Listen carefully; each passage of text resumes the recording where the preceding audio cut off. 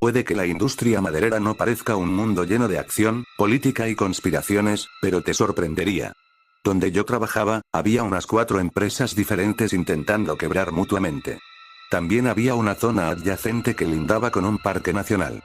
Así que sí, si lo miras desde arriba, todo parece un bosque, pero hay muchas líneas invisibles que buscar. Formé parte de un organismo regulador. Todas las empresas de la zona recurrieron a nosotros como tercero independiente para resolver disputas territoriales y acusaciones de sobrepasar los límites regulatorios. Básicamente, éramos el sistema de pesos y contrapesos que garantizaba que todos se comportaran bien. Que este caso en particular llegara a mi escritorio fue motivo de controversia. Los 2 últimos casos que me habían tocado terminaron siendo largas e innecesarias batallas legales, así que mi supervisor llevaba 2 meses posponiendo darme trabajo de campo. Había cierta presión para que dejara mi puesto por completo, y no estaba dispuesto a hacer el ridículo por tercera vez. Así que, fuera lo que fuese, tenía que salir a la perfección. Me entregaron un par de archivos, imágenes satelitales, declaraciones, entrevistas y testimonios de testigos. Había un espacio al borde de la propiedad de la empresa que había sido talado y desalojado ilegalmente. Las compañías de seguros habían exigido una revisión completa por parte de un tercero antes de aceptar un pago. También había un problema con los servicios del parque cercano, ya que se habían causado daños a terrenos protegidos, lo que hizo sospechar a los guardabosques que se trataba de un daño autoinfligido obra de un tercero organizado. Ahora bien, realizar arrestos o proceder con una investigación criminal formal es tarea de la policía, pero mi trabajo era darles una perspectiva neutral y objetiva, algo que pudieran señalar como evidencia de sospecha de juego sucio. 1 o 2 hectáreas podrían parecer mucho terreno para cubrir, pero cuando se trata de varios terrenos de unas 15 o 25 hectáreas por separado, pasa desapercibido rápidamente. Dado lo cerca que estaba este terreno del límite de la propiedad, sospecho que no tenían intención de desbrozarlo pronto, así que debieron haberlo encontrado por casualidad. Salí en coche el lunes por la mañana temprano. Me reuní con uno de los capataces que trabajaban en la zona para corroborar mis declaraciones, y todo cuadraba. No habían estado operando en la zona, no había testigos que pudieran decir lo sucedido y nadie lo había investigado lo suficientemente cerca como para causar algún obstáculo. Estábamos listos para partir. Me pusieron en contacto con un capataz asistente llamado Michael. Un hombre muy motivado, de unos 30 y pocos años, cuya cabeza parecía fundirse con el casco blanco obligatorio que nos obligaban a usar. Tenía un bigote de manillar que me recordó a un tío caricaturesco. Lo encontré junto a un jeep naranja señal con el logotipo de la empresa impreso completamente en negro. Solo estoy aquí para llevarte a donde necesitas ir, explicó. No estoy aquí para entrometerme. Seguro que no hay problema, sonreí. ¿Sabes a dónde vamos? Claro que sí. Lleva una semana hablando de ello. ¿Cómo es eso? Pregunté. Se oyen cosas, explicó. Como que no se robaron madera. ¿Qué? Sí, reiteró. No se han robado madera. La mayor parte está tirada por ahí. Esa parte había sido omitida convenientemente de mi trabajo de preparación. Conducir por terreno sin acondicionar en jeep no es tan cómodo como parece. Los desniveles repentinos, las rocas y los árboles caídos hacen que el viaje sea accidentado, y si no estás acostumbrado, te va a costar la vida. Estaba bastante preparado, pero vi que Michael me miraba un par de veces. Probablemente no estaba acostumbrado a llevar pasajeros, ya que había pasado mucho tiempo en la naturaleza. Y, para ser justos, yo no tenía pinta de serlo. No sé exactamente a qué te dedicas, admitió Michael. ¿Algo relacionado con seguros? Sí, es parte de ello. Pero sobre todo estoy aquí para asegurarme de que todos sigan el juego. Sí, dijo. O sea, son todos los mismos. ¿Qué quieres decir? O sea, hay un número limitado de leñadores en una zona, ¿sabes? Dejas un sitio y te vas a otro. Así que se conocen todos. Incluso en otras empresas madereras. Sí, dijo, agarrando el volante mientras avanzábamos a toda velocidad por un árbol joven doblado, con las hojas rozando las ventanas. Solo digo que no conozco a nadie con la motivación suficiente para traer un equipo a cortar esto. Lo que significa que es algo externo. O algo natural, añadí. Incendios forestales, degradación del suelo, no suele ser tan blanco o negro. Sin ánimo de ofender, pero en mi experiencia, lo es. Michael rodó por un camino a medio terminar. Bordeaba el espacio entre el parque estatal y el límite de la zona de tala. Estaba destinado solo para uso industrial, pero era surrealista verlo. Una sola línea de asfalto en medio del imponente bosque, extendiéndose hasta donde alcanzaba la vista. Si te desviabas accidentalmente, era imposible saber hacia dónde ibas. El bosque se abría aún claro a ambos lados del camino. Parecía como si hubiera explotado una bomba. Los árboles estaban doblados, rotos o talados. Había claras señales de intervención humana, con tocones bien cortados. Al bajar del jeep, algo no iba bien. Como si hubiéramos entrado en una especie de zona muerta. Se podía sentir el sabor a savia azucarada en el aire. Normalmente, este espacio estaría repleto de fauna, pero no oía nada. Ni pájaros, ni zumbidos, nada. Michael me llevó un poco aparte y saludó a un hombre junto a la arboleda. Era claramente un guardabosques, de unos 60 y tantos años. Era bajo y de complexión algo desgarbada, pero con la mirada vigorosa de alguien demasiado duro para rendirse. Michael me presentó y el hombre me estrechó la mano. Ranger Wilson, dijo. Dadas las circunstancias, pensé en echarte una mano. ¿Tienes alguna idea de lo que está pasando aquí? Pregunté. La zona siempre ha sido peculiar, explicó.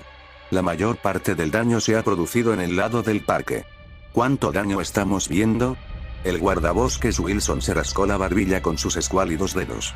Aproximadamente 1,5 hectáreas del lado de la empresa, y unas 2 del lado del parque. La mayoría de la gente nunca pasa por aquí, según nos informaron nuestros amables vecinos. Michael se disculpó y me dejó un walkie-talkie para llamar cuando necesitara que me llevara de vuelta. Con Michael fuera, Wilson relajó los hombros y tomó la iniciativa. Este lugar estaba lleno de gente en los años 70, explicó mientras caminábamos. Se llamaba Bosques Lumberjack. Nombre extraño. Bueno, venían aquí principalmente a drogarse y a nadar desnudos en el río. Había un claro cerca con una vista increíble. Perfecto para hippies y círculos de tambores. No pareces muy feliz por ello. Es triste ver que los buenos tiempos han pasado. Me dedicó una sonrisa cómplice y me dio una explicación silenciosa. Intuí quién podría haber sido en la ecuación de los adolescentes rebeldes de los 70. Los daños en la zona fueron considerables, pero no tan evidentes como se creía inicialmente. Algunos árboles habían sido talados con motosierra, otros con hacha. Sin embargo, no todos. Algunos fueron derribados por la fauna. El guardabosques Wilson señaló un par de árboles caídos con marcas recientes de osos. También había rastros de castores. No hay muchos castores tan al oeste del río, explicó. Que se desvíen tanto, es extraño. ¿Sabes qué pasó con todos los arbustos y ramas? Pregunté. ¿Qué quieres decir?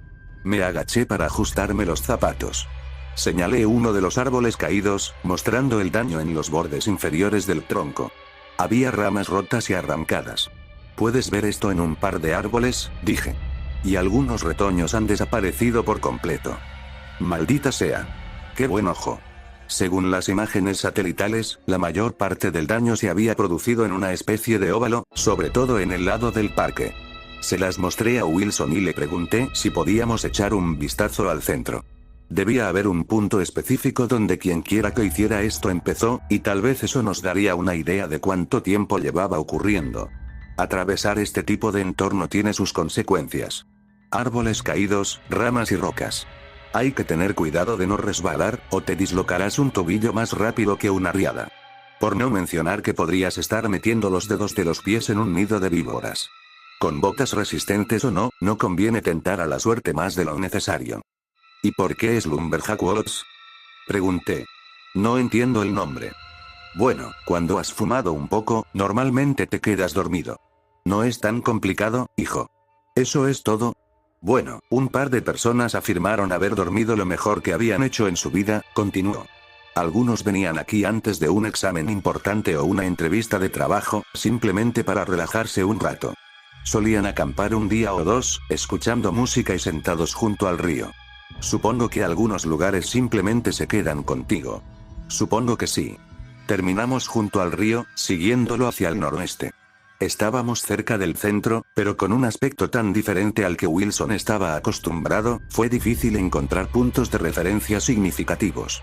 Cruzamos el claro sin ver nada más que árboles caídos. Un rato después de comer, Wilson encontró un sitio cómodo a la sombra y se comió un sándwich. Al terminarlo, se recostó y se cubrió la cara con el sombrero. «Dame 10 minutos», dijo. «No te alejes demasiado». «Voy a mirar esa colina un rato», dije. «Al suroeste». «De acuerdo», suspiró. 10 minutos y luego me uno a ti». Y con eso, se apagó como un rayo. ¡Qué regalo! Di un paseo corto. Había una colina, no muy lejos del río, que me ofrecía una vista panorámica excelente. Era extraño ver tanto espacio vacío en medio de una zona tan animada del bosque. No sabía qué pensar. Parecía una operación industrial, pero las señales indicaban diversas herramientas y causas. No hubo una respuesta inmediata, algo inusual en mi profesión. Recuerdo haber visto un par de carboneros entre los árboles caídos, recogiendo ramas y hojas para su nido. Eran las primeras señales de vida que había visto allí. Al darse cuenta de mi presencia, se marcharon hacia el oeste. Había algo allí, a lo lejos. No pude distinguir los detalles, pero estaba en una especie de hondonada entre dos colinas. No se veía desde una posición baja, lo que lo hacía prácticamente invisible a menos que estuvieras en el ángulo correcto. Peculiar. Fui a investigar. Aún podía ver la colina donde había estado, así que podría llamar a Wilson si era necesario. Pero bajé y vi un sendero. Era la primera señal de movimiento o de esfuerzo organizado que veía. Un sendero despejado con marcas de arrastre. Rodeé una de las colinas y me sequé el sudor de la frente. Los veranos de Minnesota no son ninguna broma, y tenía protector solar para demostrarlo. Me detuve en seco.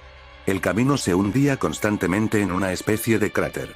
Tenía unos 9 metros de ancho y unos 6 de profundidad. Estaba cubierto de árboles caídos, ramas, arbustos, hojas, ramitas, retoños y raíces. Prácticamente cualquier cosa que se pudiera arrancar y transportar, todo amontonado en una enorme pila. Era engañosamente grande.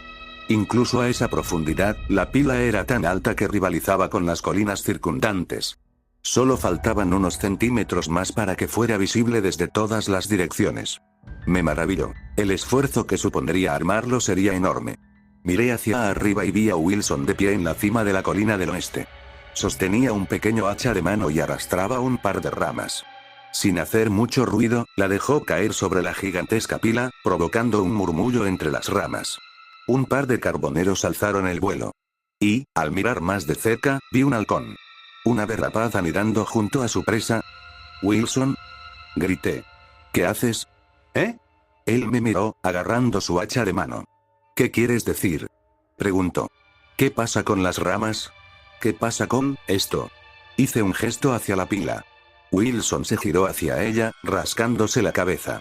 «Dios mío», murmuró. «¿Qué demonios ha pasado aquí?». Tomamos algunas fotos y lo investigamos. Al principio parecía un montón desorganizado, pero tenía sentido. La mayoría de los árboles que habían sido arrastrados se alineaban en la base y el borde, mientras que la mayoría de las ramas más grandes estaban en el interior. La estructura era sólida. El exterior estaba cubierto en su mayor parte de hojas y nidos de pájaros. Confirmé que sí, podía ver halcones junto a carboneros y cardenales. También había rastros de mapaches, y vi un par de ojos curiosos mirándome, posiblemente zorros. El guardabosques Wilson me señaló excrementos de ciervo cerca. En resumen, esto no tenía sentido para mí. Los animales no se amontonaban en grupos, y menos en uno creado por el hombre. Esto me hizo considerar un par de cosas. 1. Que esto no era un proceso natural. 2. Que esto no fue provocado por el hombre. Durante todo ese tiempo, no pude obtener una respuesta directa de Wilson sobre su contribución a la pila. Le restó importancia y, a partir de ese momento, se mostró notablemente más callado. Eso era una de las cosas más curiosas de la pila, lo silenciosa que estaba. Era una enorme colección de árboles y arbustos, rebosante de vida, pero silenciosa como una tumba. No se oían chirridos ni cantos, ni insectos zumbando. Podía ver hormigas y abejas arrastrándose unas junto a otras, llevando alguna que otra hoja o aguja de pino. Podía ver ratones correteando, llevando ramitas con los dientes. Me acerqué al montón para observar más de cerca. Había agujeros por los que se arrastraban mamíferos más grandes, lo que le daba la apariencia de un nido o un montículo, en lugar de un simple montón de escombros. Sin duda, allí vivían seres. Había otras historias sobre este lugar en aquellos tiempos, gritó Wilson desde lo alto de la colina. Había una hoguera. ¿Qué pasa con eso?, pregunté mientras miraba dentro del nido. Mucha gente vino a hacer una fogata. Se suponía que sería una maravilla que quemara al final del verano. Mucha gente vino a amontonar cosas. No será este montón el que está aquí, ¿verdad? No estoy seguro, admitió.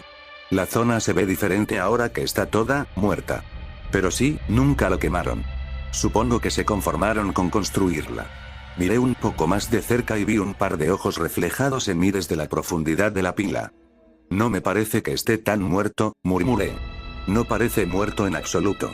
Wilson me explicó mientras me acompañaba de vuelta a la carretera. La fogata había sido idea de algunos de los clientes habituales. Volvían de vez en cuando, fumaban un cigarrillo y luego picaban algo para añadirlo a la hoguera. De ahí la palabra Jackens Lumberjack Walks. Era solo algo para despejar la mente, dijo. Como la meditación, ¿sabes? Entonces, ¿estás diciendo que han estado limpiando esta zona desde los años 70? Ni hablar. Se rió. Digo que eso era lo que hacían antes. La gente ha seguido adelante. Hace años que no veo a nadie por aquí. ¿Y qué sugieres? Pregunté. ¿Qué ha pasado aquí? Se rascó la cabeza y miró hacia atrás, sacudiendo la cabeza. No tengo ni la menor idea, la verdad sea dicha. Llamé a Michael y me despedí de Wilson por ahora. Wilson bostezó y regresó al bosque, siguiendo un viejo sendero. No tuve que esperar mucho a que Michael me recogiera con su jeep, preguntándome qué había descubierto mientras nos alejábamos. Le conté lo del montón.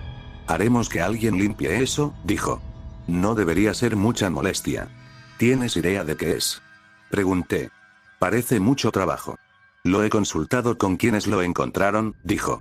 Un tipo que solía subir a echarse una siesta a la hora del almuerzo. No tenía una buena explicación. ¿Qué dijo? No mucho, suspiró Michael. Simplemente lo encontró. Subió a echarse una siesta, se confundió un poco y terminó en el claro. ¿Eso pasa mucho con tu tripulación? Pregunté. ¿Se confunden mucho? No puedo decir que lo hagan. Señaló por el retrovisor. El claro aún se veía a lo lejos. Pero por esa zona del bosque, supongo que sí. Pasé la mayor parte de la tarde recopilando mis ideas y hallazgos. Resumí las diversas conclusiones que pude extraer, pero terminé con una línea vacía bajo conclusión. Esa fue la única parte que no pude descifrar. Envié lo que tenía a mi superior, sabiendo perfectamente que me reprenderían duramente por no tener una respuesta. Los informes inconclusos habían sido mi perdición en los casos de la segunda parte, y esto no parecía ir mejor. Al día siguiente, no solo me reuniría con Michael, sino con unos 10 de sus hombres, todos en diferentes vehículos. Y al frente, una excavadora, con el mismo color naranja señal y el logo de la empresa. Michael estaba emocionado por terminar con esto de una vez. Me subí a su jeep mientras el pequeño convoy partía. Probablemente no quieran insistir en este asunto, dijo. No les importa esa madera mientras nadie más obtenga ganancias. Bueno, no hay señales de eso, dije. Pero algo pasa, eso seguro. Era increíble ver esas máquinas entrar en el claro, atropellando árboles caídos y tocones secos. Un par de personas se habían bajado de sus jeeps para guiarlas, haciéndoles señas con la mano. Al acercarme al montón, vi una silueta en la colina. Levanté la vista y vi a Wilson, de pie junto a un árbol caído, tirando ramas al montón. Me disculpé con Michael y salí. Me llevó un rato sotear las zarzas, pero llegué a la cima de la colina. Mientras el equipo doblaba la esquina y se maravillaba con el montón, Wilson estaba allí de pie, tirando ramas con naturalidad. Sus ojos estaban cerrados. Lo observé atentamente. Se movía despacio, pero con la misma confianza de siempre. Se agachó, arrancó una rama de un árbol y la arrojó colina abajo. Vi a un par de carboneros balancearse cuando la rama cayó junto a su nido, pero no alzaron el vuelo. No tenían ninguna preocupación. Le di una palmadita a Wilson en el hombro y vi cómo abría los ojos. Gimió un poco y se miró las manos, cubiertas de savia y arañazos. ¿Estás bien? Pregunté. Debí de quedarme dormido, dijo. ¿Qué día es hoy? Quería decirle que eso era algo que debía saber, pero había un tono en su voz que no se prestaba al sarcasmo. Lo descarté y le di una palmadita en la espalda. ¿Necesitas que llame a alguien? ¿Estás bien? Estoy bien, insistió. Estoy bien. Entonces vio la excavadora. Me miró, luego miró a Michael y a su equipo. Y salió disparado como si alguien hubiera disparado una pistola de carreras. Wilson bajó corriendo la colina para reunirse con Michael y su equipo. Casi se pelean a golpes enseguida. Pensé que se conocían bastante bien, pero no parecía ser así. Michael argumentó que la pila estaba en propiedad de la empresa, mientras que Wilson argumentó que podría ser el hogar de especies en peligro de extinción y que no podíamos hacerle nada hasta tener una idea clara de lo que era. Pero mientras discutían, la excavadora se acercó más. Había una especie de electricidad en el aire. Una chispa. Algo no cuadraba, y pude ver cómo se me erizaba el vello del brazo, como si hubiera arrastrado los pies sobre una alfombra de goma. Michael agarró su walkie-talkie y le dio el visto bueno al operador. Wilson le arrancó el walkie-talkie de las manos, y los dos pasaron de las palabras a los señalamientos y a las caricias. Mientras tanto, escuché el walkie-talkie. Acercándose por el lateral, dijo el operador. Parece una presa de castor del demonio. Pude escuchar el zumbido de la máquina mientras levantaba el brazo en alto, listo para ser bajado. ¿Oyes eso?, preguntó el operador. Hay algo. No sé. Intenté llamar a Michael, pero estaba demasiado ocupado reprendiendo a Wilson, quien a su vez lo reprendía a él. El equipo parecía preocupado, y el operador parecía aún más preocupado. El brazo de la excavadora colgaba inmóvil en el aire. Hay algo aquí, continuó. No es que esté ahí dentro, sino, el operador agitó el brazo, como si espantara un insecto. Luego lo volvió a hacer. Y luego, se movió por la cabina. Mierda. Hay algo en el suelo. Hay algo en... Los demás miembros de la tripulación se apresuraron a acercarse mientras Michael miraba hacia arriba y le pedía a Wilson que se callara. Entonces, un grito. Uno que no necesitábamos un walkie-talkie para oír. Todos corrimos hacia adelante. Vi a un hombre tropezar con algo, agarrándose la pierna. Otro espantó a un par de abejas. Alguien llegó a la excavadora y abrió la puerta, solo para que salieran un puñado de serpientes. El operador estaba inconsciente, con la cara roja por las picaduras de abejas, algunas de las cuales aún se arrastraban sobre él. Sus rescatadores lo soltaron, sorprendidos por el silbido de las víboras en la cabina. Parecían serpientes de cascabel. Me detuve. El tipo que había tropezado empezó a gritar que le habían mordido, y otro tuvo que apartar a patadas a un roedor que intentaba treparle por la pierna. Vi cosas moviéndose en la tierra, arañas y hormigas, una al lado de la otra, dirigiéndose hacia la excavadora como un desfile de insectos. Y por primera vez desde que llegué, pude oír vida. El canto de los pájaros. El chillido de los halcones. Y al levantar la vista, los vi, juntos, dando vueltas alrededor del nido, como una bandada cohesionada. Como un halo circular perfecto de alas y picos. Todos ellos simplemente esperando que alguien se salga de la línea. Acercarse demasiado. Ayudé en todo lo que pude, y Wilson también. 3 hombres sufrieron mordeduras de serpiente de cascabel, y el operador de la excavadora recibió al menos unas 30 picaduras de abeja, además. Tuvimos que pedir un transporte aéreo a un hospital. Durante el resto de la tarde, eso fue todo lo que hicimos. Limpiar las secuelas de lo que se había convertido en un auténtico desastre. Michael estaba atascado hablando con su jefe, y un par de personas salieron a ver el montón con sus propios ojos. Hablaron de la mejor manera de deshacerse de él, pero no iba a suceder pronto. Tenían demasiado miedo incluso de acercarse lo suficiente para mover la excavadora. Al caer la tarde, terminé sentado junto a Michael en un tocón. El equipo se había marchado, pero quería una declaración para mi informe. La conseguí, pero después de pasar los trámites burocráticos, me quedé con un hombre preocupado por la seguridad de su gente. Nunca me había mordido una serpiente, dijo. Alguna que otra picadura de abeja, sí, pero esto es una mierda. La tala de árboles es un negocio peligroso, coincidí. Pero sí, esto es nuevo. Para ser sincero, continuó. Hemos tenido algunos problemas. Algunos se han salido de su posición. Alguien se ha torcido el tobillo caminando a quién sabe dónde. No dije nada sobre eso en mi expediente. Porque nos hace responsables, explicó. Así que nos callamos. Pero esa cosa de ahí es el meollo del asunto. Todo. ¿Tuviste algún sonámbulo?, pregunté. Más de lo habitual.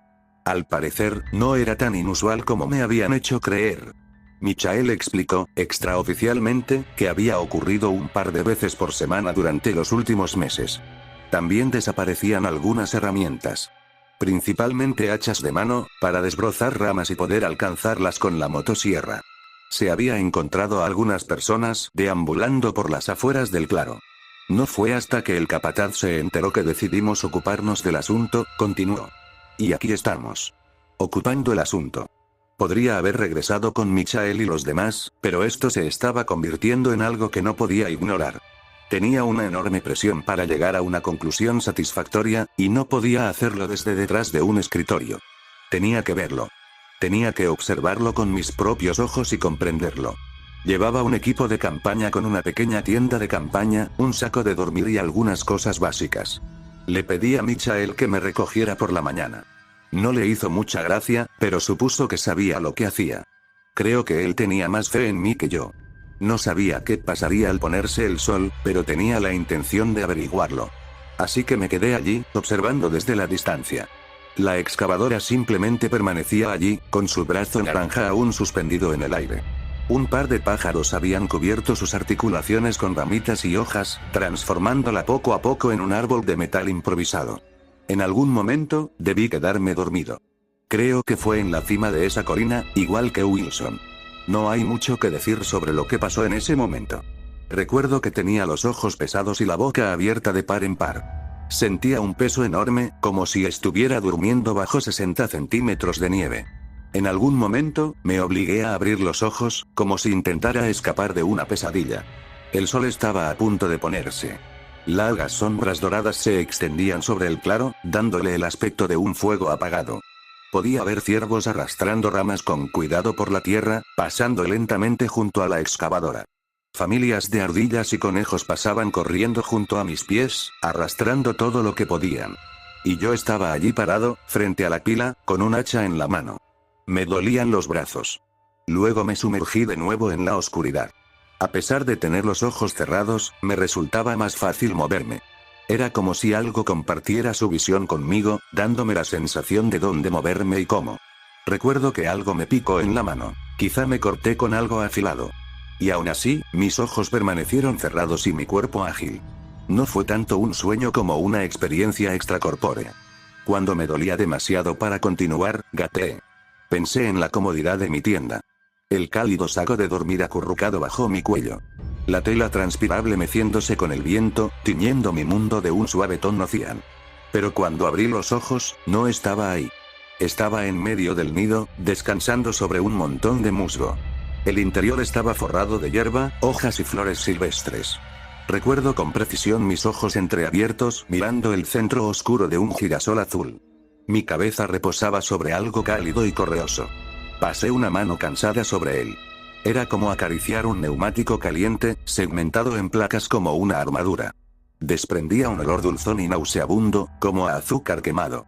Al mirar hacia abajo, me pareció ver dedos que sobresalían del barro. Tenían una forma similar, pero estaban alineados. Como las patas de un ciempiés. Soñé que vagaba por el bosque, sintiendo cómo se movía el suelo bajo mis pies. Buscaba desesperadamente un refugio seguro, un lugar al que pudiera llamar hogar. Encontré este lugar, rodeado de un círculo de flores silvestres, y me sentí muy aliviado. Alguien me había construido un hogar. En ese sueño, recuerdo haberme prometido a mí mismo no irme nunca. No importaba la edad ni el tamaño que alcanzara. Ese era mi hogar, mi refugio, lejos de la tormenta. Y les pediría a todos mis amigos que hicieran mi casa más grande, más fuerte y más segura. Para cuando abrí los ojos de verdad, estaba acurrucada en medio del nido. El musgo era suave bajo mi cara. Los rayos de sol matutino se colaban entre el laberinto de zarzas, rozándome la mejilla. Bajé la mirada hacia mi mano, donde tenía 2 pequeñas marcas de mordeduras. No me dolía, ni siquiera me picaba. Simplemente estaba ahí. Apenas podía entenderlo. No había ningún punto claro por donde pudiera haber entrado, y no recordaba haberlo hecho. Era como si hubiera cerrado los ojos y ahora estuviera allí. Me voy en 20 minutos. El sonido me sobresaltó. Resultó que todavía tenía el walkie-talkie de Michael. Seguía escuchando actualizaciones por el walkie-talkie y a un puñado de personas respondiéndose. Algo estaba pasando y se movían. No tardé mucho en oírlos, y no tardé mucho en verlos. Esta vez no había excavadoras ni bulldozers, solo jeeps y gente. Cogí el walkie-talkie y lo pulsé.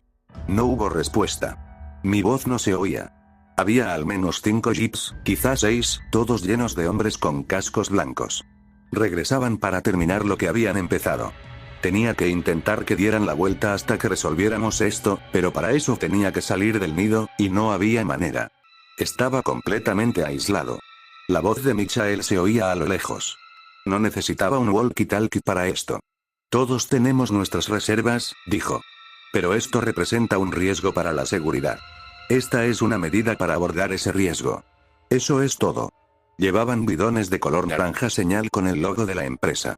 Pero, sobre todo, llevaban botellas y latas de metal, bombas incendiarias caseras.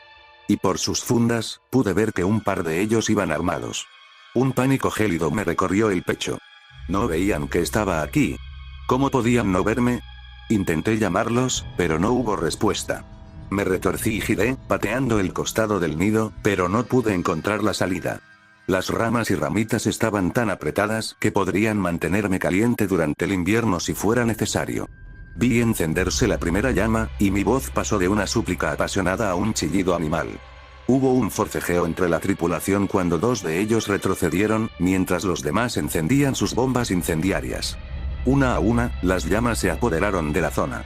Los explosivos caseros no eran tanto bombas incendiarias como iniciadores de fuego, pero las hojas y ramas secas ofrecieron poca resistencia. Recuerdo haber visto una flor silvestre incendiarse a escasos centímetros de mis pies. Un azul curioso se volvió negro carbón. Y al sentir el calor en mi piel, supe que esto ya no era un sueño. Me retorcí y giré. Me revolví, grité y me corté hasta sangrar intentando salir. El humo se me filtraba en las encías mientras gritaba pidiendo ayuda.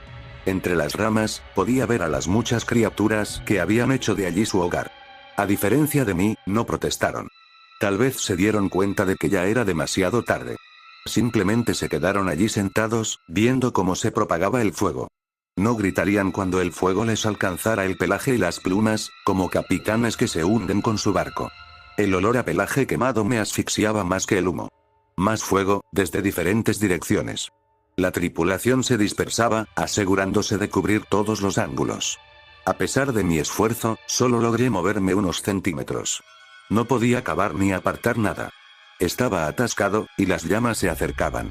El calor se pegaba al humo, manchando el sudor que me emanaba de la frente.